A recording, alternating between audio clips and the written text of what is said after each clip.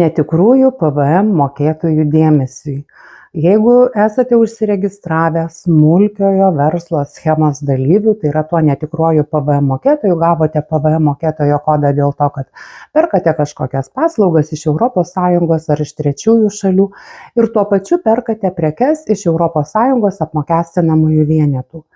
Tai savo PVM kodo nurodyti nereikia perkant prekes, nes pardavėjas juk nežino, kokį jūs čia PVM kodą nurodėte ir tikėtina, kad jisai jums prekes parduos be PVM.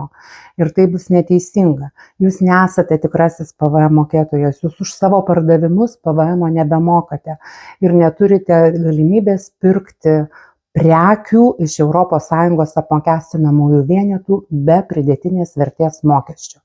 Vienintelė galimybė yra tokia, kad jeigu, sakykime, jūs esate SVS dalyvis ir viršijote 14 000 eurų pirkimų sumą prekių iš ES apmokestinamųjų vienetų, tuomet teikiate PVM 101 deklaraciją ir toje deklaracijoje nurodote tą sumą ir susimokate pridėtinės vertės mokestį.